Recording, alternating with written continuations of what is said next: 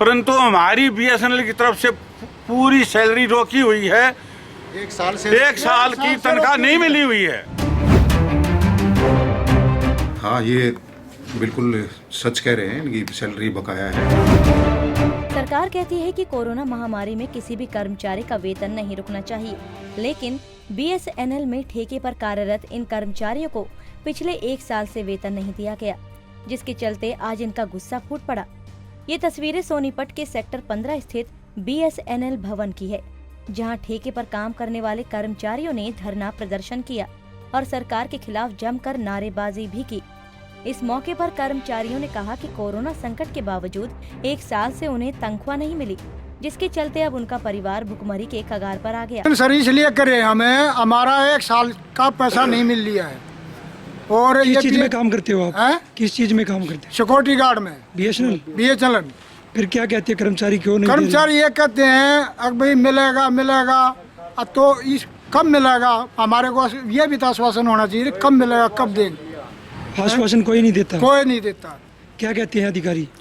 अधिकारी ये कहते हैं भाई ठेकेदार जाना, हम क्या जाना। कब तक धरने पर बैठे रहोगे? जब तक हमारा पैसा नहीं मिला जब तक बैठे रहेंगे, हम कड़ाके की धूप में ही बैठे रहेंगे। पिछले 1 साल से कोई तनख्वाह नहीं मिली है। क्या कहते हैं बीएसएनएल कर्मचारी? बोलते हैं कि पैसा है ही नहीं, सभी को किसी को तनख्वाह नहीं दी जा रही और इनको हर महीने तनख्वाह मिल रही है। सरकारी जो परमानेंट है हर महीने पे मिल रही है।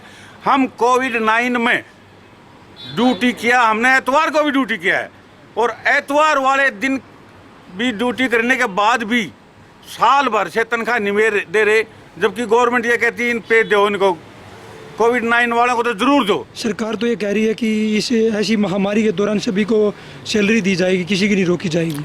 परंतु हमारी बीएसएनएल की तरफ से पूरी सैलरी रोकी हुई है। 1 साल की तनख्वाह नहीं मिली हुई है। 1 साल की कोई पे नहीं। धरना कब तक जारी रहेगा?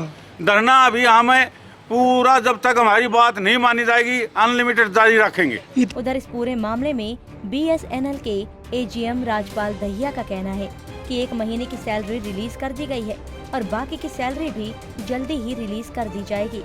उन्होंने कहा कि बीएसएनएल घाटे में चल रही है, जिसके चलते कर्मचारियों का वेतन अटका हुआ है।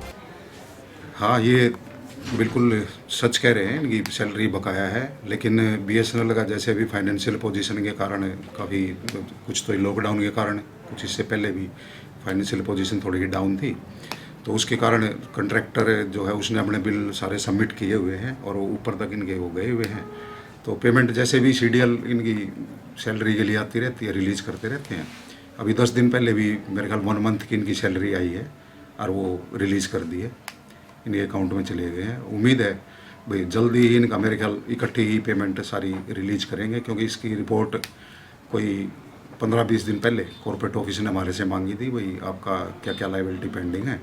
तो इसमें हमने इनकी सारी डिटेल दी हुई है और जैसे ही इनकी पेमेंट आएगी, कंट्रैक्टर की पेमेंट आती है, तो कंट्रैक्टर इनके अकाउंट में इनकी सैलरी डिपॉजिट करा देगा। फिलहाल तो कर्मचारियों ने बीएसएनएल भवन के बाहर धरना प्रदर्शन शुरू कर दिया और सरकार को चेतावनी देते हुए कहा कि जब तक उनका वेतन नहीं मिलता वो धरने पर डटे रहेंगे। अब देखना ये होगा कि सरकार की अपील का असर इस सरकारी कंपनी पर कब होगा और कब इन कर्मचारियों को सैलरी मिलेगी। सोनीपत से पवन राठी, पंजाब केसरी टीवी।